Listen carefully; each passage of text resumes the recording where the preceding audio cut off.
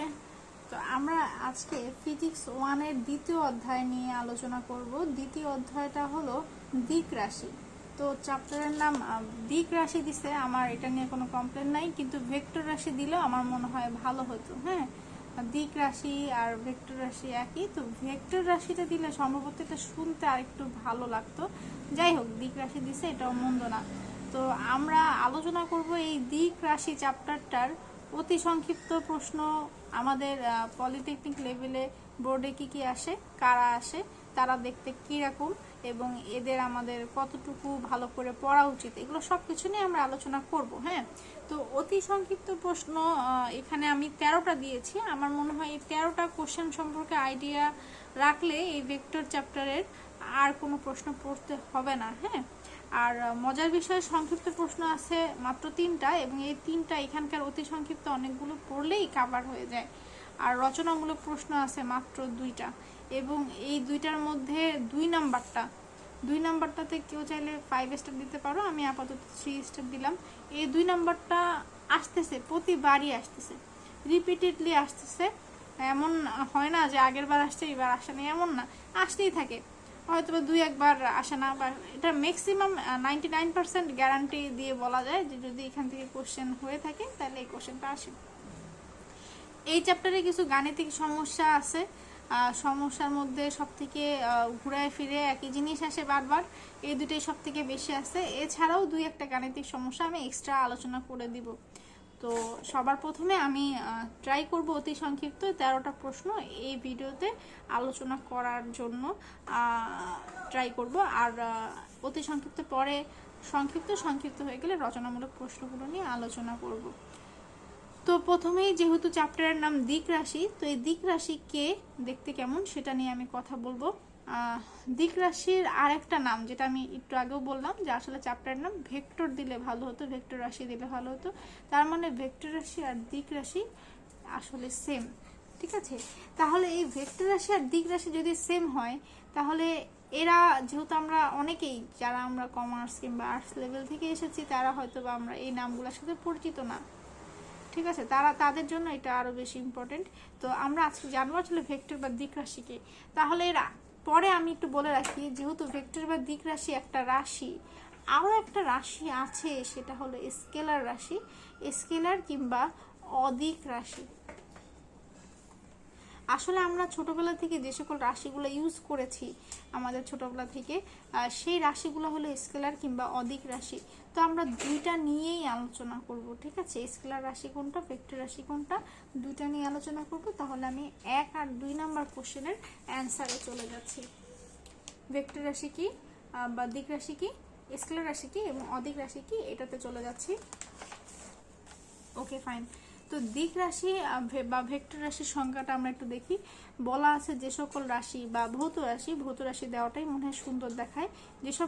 যে সকল ভৌত রাশি অর্থপূর্ণভাবে প্রকাশের জন্য, মানে ভালোভাবে, অর্থপূর্ণভাবে মানে ভালোভাবে প্রকাশের জন্য আমার কি লাগবে, মান লাগবে, দিক লাগবে, দুইটা লাগবে। একটুখানি খেয়াল করব, আমার এই ভেক্টর রাশি বা দিক রাশিতে আমার দুইটা জিনিস লাগতেছে, একটা মান আর একটা দিক, দুইটা আমার যৌথভাবে লাগবে। দুইটা যদি আমি দিতে পারি তাহলে আমার ভেক্টর রাশি প্রকাশ করা হবে। তার মানে আমার যে সকল রাশি প্রকাশ করার জন্য মান এবং দিক দুইটা জিনিসের প্রয়োজন হবে, সেটাকে আমরা বলবো দিক রাশি বা ভেক্টর রাশি। আমি আলোচনা করব, উদাহরণগুলো বলবো। তাহলে স্কেলার রাশিতে কি বলবো? স্কেলার রাশিতে দেখা যায় কি, এটাতে আসলে শুধুমাত্র মান দিয়ে আমরা কাজ চালাতে পারি। এই ক্ষেত্রে আমার দিকটা দরকার নাই, এখানে আমার দিক লাগে না, শুধু মান দিয়ে আমাদের কাজ চালানো হয়ে যাবে। তো দিক রাশির কি, স্কেলার রাশিতে কি বলছি? স্কেলার রাশিতে বলছি যে সকল ভৌত রাশি অর্থপূর্ণভাবে প্রকাশের জন্য শুধুমাত্র মান নির্দেশের প্রয়োজন হয়, দিক নির্দেশের কোনো প্রয়োজন নাই, তাকে স্কেলার রাশি বলে। এখন আমরা হয়তো বা অনেকেই অনেক কিছু ক্লিয়ার না, বলতে পারতেছি না যে আসলে কি মান বা দিক নিয়ে আসলে হচ্ছেটা কি, ঘটনা কি ঘটতেছে। আচ্ছা, ঘটনাটা কি ঘটতেছে দেখেন। মনে করেন যে আমরা যদি কাউকে বলি যে এই খাতাটা পুরোটুকু দেখা যাচ্ছে কিনা, তো এই যে খাতাটা দেওয়া আছে, তো এই খাতাটার যে এই অংশটা, মনে করেন এই অংশটা আমি যদি কাউকে পরিমাপ করতে বলি, কেউ দেখা যাবে একটা স্কেল নেবে। আমার আশেপাশে স্কেল থাকলে ভালো হতো। তো তো স্কেল নিয়ে কেউ হয়তো বা স্কেলটা এইভাবে ধরে মাপামাপি শুরু করে দিবে, তো কেউ হয়তো বা স্কেলটা এইভাবে রাখবে, 0 থেকে মাপবে, মাপার পরে দেখা গেল এটা 6 সেন্টিমিটার বা 7 সেন্টিমিটার কিছু একটা পাবে। তো মনে করো 7 সেন্টিমিটারই পাইলো, বা 6 ইঞ্চি।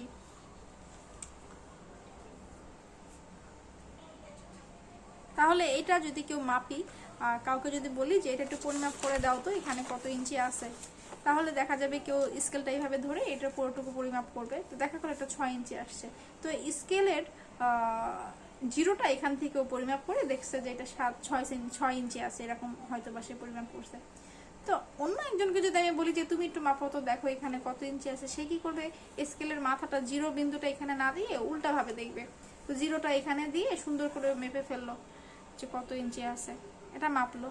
তো মাপার পরে আসলে দুজনের রেজাল্ট তো একই আসবে, যে এখান থেকে 0 দিয়ে মাপছে, যে এই পাশ থেকে 0 দিয়ে মাপছে, দুজনের ক্ষেত্রে কিন্তু আসলে 6 ইঞ্চিটা একই টাইপের পরিমাপই আসবে। তো এইটার ক্ষেত্রে কিন্তু আমাদের দিকের কোনো প্রয়োজন নাই, ঠিক আছে, আমাদের কতটুকু দিক, কোন দিক থেকে মাপছি, এই পাশ থেকে মাপছি নাকি এই পাশ থেকে মাপছি, কোনোটারই প্রয়োজন নাই। তার মানে এক্ষেত্রে যেহেতু দিকের কোনো প্রয়োজন নাই, তাহলে আমরা বলতে পারি যে দৈর্ঘ্যটা আসলে কি রাশি, দৈর্ঘ্যটা আসলে স্কেলার রাশি। এটা একবারে ইজি। তারপর দেখো যে আমরা যখন ওই যে চিনি কিনি, 1 কেজি চিনি, 2 কেজি চিনি, তো চিনির মাপের সাথে 1 কেজি বা 2 কেজি যখন পরিমাপ করি, তখন এটার সাথে কোনো দিকের সম্পৃক্ততা থাকে না, একবার আমরা ভরটা পরিমাপ করে ফেলি, ঠিক আছে, এটার সাথে কোন দিক থেকে কি হয়েছে এইসব দিক টিক আসে না। তো এইগুলা হলো স্কেলার রাশি, স্কেলার রাশিটার কথা বলতেছি।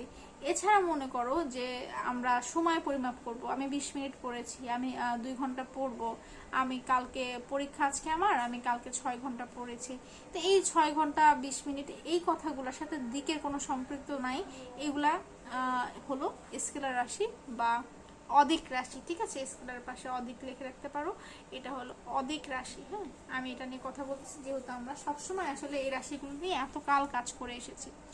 তো এটাই এখানে বলছে যে সকল ভৌত রাশি অর্থপূর্ণভাবে প্রকাশের জন্য শুধু মান নির্দেশের প্রয়োজন হয়, দিক নির্দেশের প্রয়োজন হয় না, তাকে স্কেলার রাশি বা অদিক রাশি বলে, যেমন দৈর্ঘ্য, সময়, ভর, দূরত্ব। তো এটা আমরা সবাই বুঝতেছি, ঠিক আছে, আমরা বুঝতে পারি এটা।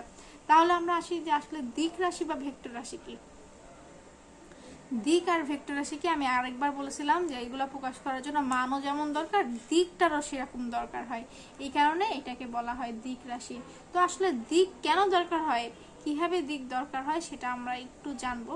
যেমন দেখা যায় কি যে আমরা এই উদাহরণটা আমি সব থেকে বেশি দেই, যেমন ধরো যে একটা মানুষ এখানে দাঁড়ায় আছে, এখন মানুষের ওজন, ভর কত, ওজন না সরি ভর, আমরা কিন্তু আসলে আমাদের যে ভরটা সেটা ভর, আমরা যে ওয়েট মাপি আসলে আমরা ওয়েট মাপি না, আমরা কি মাপি, ম্যাস বা ভরটাই মাপি। তো এই লোকটা এখানে দাঁড়ায় আছে, এই লোকটা আসলে পৃথিবীর উপরে ধরো, এটা একটা পৃথিবী, আমাদের পৃথিবীর উপরে দাঁড়ায় আছে লোকটা, এই লোকটার ওজন কত, 58 কেজি। এটা ওর ওজন না, আসলে আমরা ওজন সবসময় বলি, এটা আসলে একটা ভুল ওয়ার্ড, এটার লোকটার ভর হবে 58 কেজি এর ভর। তার মানে আমরা যে এটা আমি ক্লাসে অনেকবার বলেছিলাম যে আমরা যে অনেক সময় মা বলে থাকে যে কাদের বলে থাকে, তরকারি আলাদের বলে যে তরকারিটা একটু ওজন করেন, তারপর তরকারিটা ওজন করে দেখেন কত হয়েছে, আসলে ওই ওজন করেন এই কথাটাই ভুল, আসলে এটা ওজন হবে না, এটা হবে তরকারিটা ভর করেন। আমরা সবসময় ভরটা মাপি, ঠিক আছে, ওজনটা কিন্তু আমরা মাপি না। তারপর ওয়েট মাপার মেশিনের উপরে লেখা থাকে ওয়েট মাপার মেশিন, আসলে ওখানে লেখা উচিত ছিল কি জানো, ওখানে লেখা উচিত ছিল ম্যাস মাপার মেশিন, তার মানে আমরা ভর মাপি। তো এই যে ভর, এটার সাথে কিন্তু দিকের কোনো সম্পর্ক নাই, এটার দিক দিয়ে কিছু হয় না, এটা শুধুমাত্র মানের সাথে সম্পর্কযুক্ত, এটা কিন্তু আসলে একটা স্কেলার রাশি। তাহলে ওজন কি, ওজনের সংখ্যা হয়তো বা আমরা অনেকেই জানি যে পৃথিবীর আমাদের উপরে, মানে কোনো একটা বস্তুর উপরে পৃথিবীর যে আকর্ষণ বল, পৃথিবী কোনো বস্তুকে তার কেন্দ্রের দিকে যেই বলে আকর্ষণ করে সেটা হলো বস্তুটার ওজন, ঠিক আছে। তার মানে এটা কিন্তু ভর যে একটা নির্দিষ্ট, চাঁদে গেলে, পানির নিচে গেলে, যেইখানে মন চায় সেখানে গেলে এই ভরটা থাকবে নির্দিষ্ট, এটা কিন্তু একবারে ডিফাইন করা, এটা নির্দিষ্ট করা, এটা ভর। কিন্তু আমাদের ওজনটা আমাদের পৃথিবীর কেন্দ্রের দিকে আমরা যেই বলে আকর্ষিত হচ্ছি, পৃথিবী কোনো বস্তুকে যেই বলে টানতেছে সেটা হলো বস্তুর ওজন। ওজন মাপার একটা সূত্র আছে W=mg। এই এমটা আবার হলো মাস, ঠিক আছে। এম এর সাথে আবার কি করতে হয়, জি 9.8 ms ইনভার্স 2। এই যে এটা হলো অভিকর্ষ ত্বরণ, এটা গুণ দিতে হয়, গুণ দিলে ওজন আসে, অনেক ক্রিটিক্যাল। তার মানে আমরা এতটুকু বুঝতেছি ভরের সাথে দিক নাই, কিন্তু যখন আমি ওজন মাপবো পৃথিবী কেন্দ্রের দিকে, এই যে দিকে, কোন দিকে টানতেছে, কেন্দ্রের দিকে টানতেছে, এই যে কেন্দ্রের দিকে টানাটা, এটা কিন্তু একটা নির্দিষ্ট দিককে বোঝাচ্ছে। তার মানে আমি বলতে পারি ভর যদি হয় স্কেলার রাশি, আমার ওয়েট বা ওজনটা হবে ভেক্টর রাশি কিংবা দিক রাশি, ঠিক আছে। তো এখানে এটা বলা আছে ওজন, ওজনের মতো ঠিক ত্বরণও একই জিনিস, যে অভিকর্ষ বল। আমরা জানি যে একটা পৃথিবী কি হয়, পৃথিবীর যেই বলটা আছে সেটা হলো অভিকর্ষ বল। তো কোনো একটা বস্তু, যেমন নিউটনের মাথায় যে আপেল পড়ছিল, সেটাও কিন্তু অভিকর্ষ বলের কারণে পড়ছিল। তো অভিকর্ষ বলের কারণে কোনো বস্তু যখন পড়তে থাকে তখন ওই বস্তুর ত্বরণকে বলে অভিকর্ষ ত্বরণ, কিংবা কোনো বস্তু যে পড়ে নিচে ভূমিতে পড়ে সেটাই কিন্তু অভিকর্ষ ত্বরণ। তো এই ত্বরণটাও কিন্তু আমাদের পৃথিবীর কেন্দ্রের যে বলটা সেটার সাথে সম্পর্কিত। তার মানে এই ত্বরণটাও কি একটা দিক রাশি। তারপর সরণ দিক রাশি, কিন্তু দূরত্ব স্কেলার রাশি। এটা আমি একটু বুঝায় বলবো। বলটাও একটা ভেক্টর রাশি। কিভাবে, আমি যদি খাতাটাকে এই পাশ থেকে এই পাশে দেই, তাহলে কি আমি এদিকে বলটা অ্যাপ্লাই করলাম, খাতাটা এই পাশে চলে গেল, তার মানে বলটা আমি একটা নির্দিষ্ট দিকে অ্যাপ্লাই করলাম। কিংবা আমি যদি এখন এই খাতাটাকে এই পাশ থেকে একটা ঠেলা দেই, তাহলে কিন্তু এটা এই লেফট সাইডের ডিরেকশনে চলে যাচ্ছে। তার মানে আমি ফোর্স একদিকে অ্যাপ্লাই করলে এটা কিন্তু একটা নির্দিষ্ট দিক বরাবর যাচ্ছে। আমি যেদিকে খাতাটাকে ধাক্কা দিচ্ছি সেটা সেদিকে যাচ্ছে, যেদিকে বল প্রয়োগ করছি সেটা সেদিকে যাচ্ছে। তার মানে বল কি একটা ভেক্টর রাশি। এখন আসি, এখানে দেখেন ইম্পর্টেন্ট যেটা, সেটা হলো সরণ আর দূরত্ব। সরণ কেন ভেক্টর রাশি আর দূরত্ব কেন স্কেলার রাশি, এটা যদিও আমাদের আউট অফ টপিক, তবুও আমরা একটু জানার চেষ্টা করি যে সরণ আর দূরত্বটা কি। তো মনে করেন যে এ একটা ব্যক্তি, বি একটা ব্যক্তি। তো এখন কি হয়েছে, এ হলো আর বি দুজন হলো ভালো বন্ধু। এ কি করবে, এ হলো বি এর কাছে যাবে।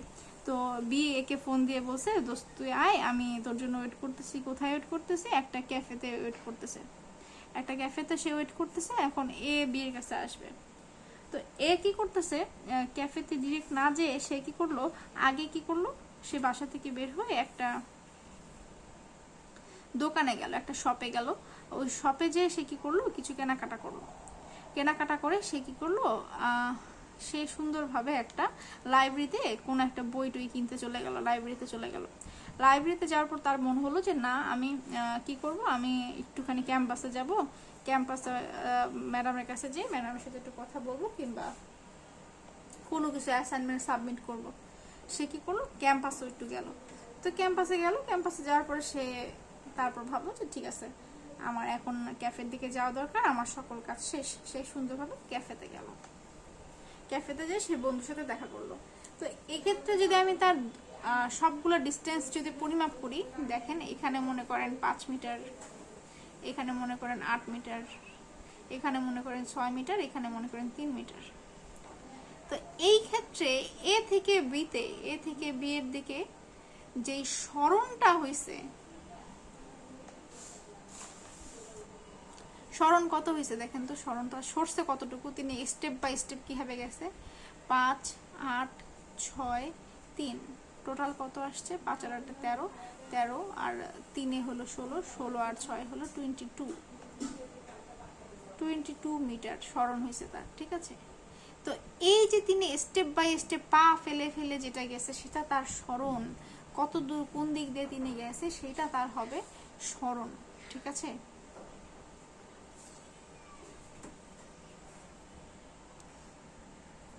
তো এটা হলো সরণ। তাহলে দূরত্ব কোনটা, যদি সে এত পাশে না যে এত ঘোরাফেরা না করে যদি সে ডিরেক্ট একটা হাঁটা দিত, বা ডিরেক্ট একটা রিক্সা নিয়ে যদি একবারে এগুলো পার হয়ে যদি বিয়ের কাছে যেতে পারতো, সেটা হলো তাদের এক্সাক্ট ডিস্টেন্স বা দূরত্ব, ঠিক আছে। মানে এ থেকে যদি বিতে যদি ডিরেক্ট যাওয়া যেত, সেটা হলো তার সেটা হলো তার দূরত্ব। তাহলে এ থেকে বি এর দিকে দূরত্ব কোনটা হবে, দূরত্ব হলো যে কোনো একবারে কম রাস্তায় ওদিকে ওদিকে কোনো ঘূর্ণাঘূর্ণি করব না, একবারে কম এ আর বি এর মাঝখানে একবারে কম যে ডিস্টেন্সটা, কম যে দূরত্বটা, সেটা হলো গিয়ে দূরত্বকে নির্দেশ করে। দেখা গেল যে এখান থেকে তো এত 22 মিটার লাগছে, ডিরেক্ট যদি সে যেতে পারতো মানে একবারে সংক্ষিপ্ত রাস্তা দিয়ে, সেটা সম্ভবত হয়তো 10 মিটার বা 11 মিটার এরকম হয়তো বা, তো সেইটা হলো গিয়ে ওর দূরত্ব। তাহলে এখানে যেটা হচ্ছে কি হচ্ছে, দূরত্বটা একবারে সংক্ষিপ্ত জিনিস, সংক্ষিপ্ত দিকটা বোঝাচ্ছে।